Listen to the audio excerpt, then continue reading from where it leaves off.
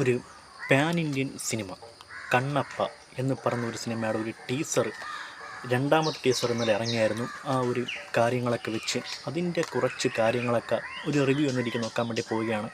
കണ്ണപ്പ എന്ന് പറഞ്ഞ ഒരു സിനിമ അതൊരു ഹിസ്റ്റോറിക്കൽ ഡ്രാമ സിനിമയാണ്. ഇതിൻ്റെ ഒരു ഫസ്റ്റ് ടീസർ ഒരെണ്ണം 8 മാസം മുന്നേ ഒരെണ്ണം ഇറക്കി വിട്ടായിരുന്നു. ആ ഒരു കാര്യങ്ങളൊക്കെ വെച്ച് ഇപ്പോൾ രണ്ടാമത്തെ ടീസറാണ് ഇപ്പോൾ വന്നിരിക്കുന്ന ഒരു പാൻ ഇന്ത്യൻ പടമാണ്. പിന്നെ ഇന്ത്യയിലെ പ്രമുഖ താരങ്ങളെയൊക്കെ ഉൾപ്പെടുത്തിക്കൊണ്ട് വന്ന ഒരു സിനിമയും കാര്യങ്ങളൊക്കെയാണ്. ഇതിനു മുന്നേ രാജമൗലി അദ്ദേഹത്തിൻ്റെ ഡ്രീം പ്രൊജക്റ്റായ മഹാഭാരതം ഇതേപോലെ ഒരു ഓൾ ഇന്ത്യൻ സ്റ്റാറിനെ വെച്ചെടുക്കാൻ വേണ്ടി പ്ലാനിങ്ങും കാര്യങ്ങളൊക്കെ ചെയ്തായിരുന്നു. അതിൻ്റെ ചർച്ച ഇപ്പോഴും പോയിക്കൊണ്ടിരിക്കുകയാണ്. ആ ഒരു കാര്യങ്ങളൊക്കെ വെച്ച് ഇപ്പോൾ നിലവിൽ അതേ രീതിക്കാണ് ഹിസ്റ്റോറിക്കലുള്ള ഒരു സിനിമയായ കണ്ണപ്പ എന്ന് പറഞ്ഞൊരു സിനിമയുടെ ഒരു മേക്കിങ്ങും ടീസറും ആ സിനിമ ഇവിടെ ഇറക്കാൻ വേണ്ടി പോകുന്നുള്ള കാര്യങ്ങളൊക്കെ ഇപ്പോൾ നിൽക്കുന്നത്. ഹിന്ദി തൊട്ട് തമിഴ് വരെയുള്ള മേഖലയിൽ നിന്നുള്ള ഒട്ടുമിക്ക പ്രമുഖ താരങ്ങളും ഈ സിനിമയ്ക്കകത്തുണ്ട്. ഇന്ത്യയിലെ ഒട്ടനവധി താരങ്ങളൊക്കെ ചേർത്താണ് മുകേഷ് കുമാർ സിംഗ് എന്ന് പറയുന്ന ഒരു ഡയറക്ടർ ഈ സിനിമ എടുക്കാൻ വേണ്ടി പോകുന്നത്.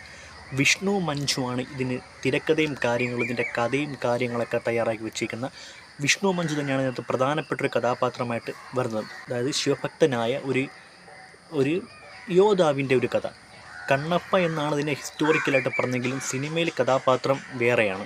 ആ ഒരു കാര്യങ്ങളൊക്കെ വെച്ച് ഒരു കഠിനമായ ഒരു ശിവഭക്തൻ്റെ ഒരു യോദ്ധാവിൻ്റെ ഒരു കഥയും കാര്യങ്ങളൊക്കെയാണ് കണ്ണപ്പ എന്ന് പറഞ്ഞ സിനിമ കൂടെ പറയാൻ വേണ്ടി ആഗ്രഹിക്കുന്നത്. ടീസർ ഞാൻ കണ്ട സമയത്ത് ഒരു യുദ്ധത്തിന് വേണ്ടി തയ്യാറെടുക്കുന്ന ഒരു കമ്മ്യൂണിറ്റിയും കാര്യങ്ങളും അതിൻ്റെ ചില റെപ്രസെൻറ്റേഷനും കാര്യങ്ങളൊക്കെയാണ് ഈ കണ്ണപ്പ എന്ന് പറഞ്ഞ സിനിമയിൽ കൂടെ അവതരിപ്പിക്കാൻ വേണ്ടി ശ്രമിക്കുന്നത്. മേക്കിംഗ് ആണെങ്കിൽ നമ്മുടെ ഒരു മലയാളം ടീച്ചറാണ് ഞാൻ കണ്ട, പക്ഷേ ഡബ്ബിങ് കുറച്ച് പ്രശ്നമാണെങ്കിൽ പോയെങ്കിലും ഗംഭീരമായ ഒരു ആർട്ട് വർക്ക്, ക്യാമറ എഫക്റ്റ്, അറേഞ്ച്മെൻറ്റ്സും കാര്യങ്ങളും പ്ലേസ്മെൻറ്റും ഒക്കെ നമുക്ക് നല്ലപോലെ കാണാൻ വേണ്ടി തന്നെ പറ്റി. ഗംഭീരമായ ഒരു മേക്കിംഗ് ആയിരുന്നു ഈ പടത്തിന്. ഇപ്പം നിലവിലിപ്പോൾ ഇതിൻ്റെ ഒരു ചില പോസ്റ്റേഴ്സും കാര്യങ്ങളൊക്കെ കണ്ട സമയത്ത് എനിക്ക് കങ്കുവ എന്ന് പറഞ്ഞ സിനിമയുടെ ഒരു ടീസറും ട്രെയിലറൊക്കെ നല്ല ഒരു സാമ്യം എനിക്ക് തോന്നിപ്പോയി. ഒരു പക്ഷേ ഇതിൻ്റെ എന്തെങ്കിലും അപ്ഡേറ്റ് ഉണ്ടോ അതെടുത്തേക്കുന്ന അതിനാണ് ഇതെടുത്തേക്കുന്ന അറിയത്തില്ല. എന്നിരുന്നാലും കങ്കുവയുടെ ഒരു ടച്ച് എനിക്ക് ഇതിനകത്ത് കാണാൻ വേണ്ടി പറ്റി. പല ഷോട്ടുകളും കാര്യങ്ങളും ഡ്രസ് കോഡായിരുന്നാൽ അത് കങ്കുവയുടെ നല്ല ഒരു റെഫറൻസും കാര്യങ്ങളൊക്കെ എനിക്കിവിടെ കാണാൻ വേണ്ടി പറ്റി. അത് മെൻഷൻ ആക്കേണ്ട ഒരു കാര്യം തന്നെയാണ്. പിന്നെ പ്രമുഖമായ പല താരങ്ങൾ പറഞ്ഞു കഴിഞ്ഞാൽ നമ്മുടെ ശരത് കുമാർ, അങ്ങനെ ഒട്ടനവധിപ്പെട്ട ഈ ലോ റേഞ്ചിലുള്ള കുറച്ച് എന്ന് വെച്ചാൽ ഒരു മിനിമം ഒരു ആവറേജ് ലെവലിൽ നിൽക്കുന്ന കുറച്ച് താരങ്ങളുടെയൊക്കെ ഒരു പോർഷൻസാണ് ടീച്ചറിനെ ആദ്യമായിട്ട് കാണിക്കുന്നത്. പിന്നെയാണ് പ്രമുഖമായ പല താരങ്ങളുടെയും ഒരുപാട് ഗംഭീരമായ ഷോട്ടുകളും കാര്യങ്ങളും കാണിക്കുന്നത്. ഇതിൽ മലയാളത്തിൽ നിന്ന് മോഹൻലാൽ ഒരു റോള് ചെയ്യുന്നു. പരശുരാമൻ കീരാട എന്ന് പറഞ്ഞ ഒരു റോളാണ് മോഹൻലാൽ ചെയ്യാൻ വേണ്ടി പോകുന്നത്. സ്വാഗ് കൊണ്ടും കാര്യങ്ങളുണ്ട് ലാലേട്ടൻ വേറെ ലെവലാണ് ഈ റോളിൻ്റെ ഒരു മേക്കിംഗ് കാര്യങ്ങൾ ചെയ്ത് വെച്ചിരിക്കുന്നത്. പക്കാ സാധനം കിടിലെന്ന് വെച്ച് കഴിഞ്ഞാൽ ആ ഒരു മൈൻഡ് ഷോട്ടാണെങ്കിൽ പോലും വന്ന് പോകുന്നിടത്ത് ലാലേട്ടൻ മാക്സിമം സ്കോർ ചെയ്യാൻ വേണ്ടി ശ്രമിച്ചു എന്ന് വേണമെങ്കിൽ പറയാൻ വേണ്ടി പറ്റും. പിന്നെ ഈ ടീസർ കണ്ട സമയത്ത് എനിക്ക് ആദ്യമായിട്ടൊരു ബഹുമാനവും കാര്യങ്ങളും ഒരാൾ തോന്നിയത് അക്ഷയ് കുമാറിനോടാണ്. മഹാദേവൻ ശിവൻ എന്ന് പറയുന്ന ആ ഒരു കഥാപാത്രത്തിൻ്റെ ഒരു കൈലാസവാസങ്ങളും അല്ലെങ്കിൽ ആ ഒരു കഥാപാത്രത്തിൻ്റെ മാനറിസങ്ങളും പെർഫെക്റ്റോടുകൂടി തന്നെ ഇവിടെ അക്ഷയ് കുമാർ ഇവിടെ അവതരിപ്പിച്ചെന്ന് പറഞ്ഞാൽ പക്കാ സാധനം തന്നെയായിരുന്നു. ആ ഒരു കൈലാസവും മഹാദേവനും കൂടെ പാർവതിയായിട്ട് നമ്മളെ കാജൽ അഗർവാൾ വന്നിരിക്കുന്ന ആ ഒരു പോർഷൻസും കാര്യങ്ങളൊക്കെ ഇവിടെ പെർഫെക്റ്റോടുകൂടി തന്നെ അക്ഷയ് കുമാർ, കാജൽ അഗർവാൾ, ആ ഒരു ശിവപാർവതി കോംബോ, കൈലാസം, ഇതൊക്കെ നമുക്ക് കാണുമ്പോൾ തന്നെ ഒരു പക്ക ശിവൻ അവിടെ ഇരിക്കുന്നതൊക്കെ എനിക്ക് തോന്നിപ്പോൾ അത് അക്ഷയ് കുമാറിൻ്റെ ഒരു ബ്രില്യൻ്റ് ആയിരുന്നു. നല്ല ഒരു പെർഫെക്റ്റ് മാരസോണ് അക്ഷയ് കുമാറോടെ കാണിച്ചിരുന്നത്. ട്രിക്കണിൻ്റെ ഷോട്ടാണ് ആദ്യം കാണിക്കുന്നത്. ആ ഒരു പെർഫെക്റ്റ് ആണ്. പിന്നെ രോമാഞ്ചിഫിക്കേഷൻ എന്നൊക്കെ നമ്മൾ പറയത്തില്ലേ, അമ്മാതിരി ഒരു എൻട്രോ അവസാനം കാണാൻ വേണ്ടി പറ്റി. പ്രഭാസ് ഒരു സൈലൻ്റായിട്ട് വന്നിട്ടുള്ള ഒരു നോട്ടം, അതാണ് പുള്ളിയുടെ ഷോട്ടും കാര്യങ്ങളൊക്കെ. അത് പെർഫെക്റ്റായിട്ട് തന്നെയാണ് ഇവിടെ അത് അവതരിപ്പിച്ചിരിക്കുന്നത്.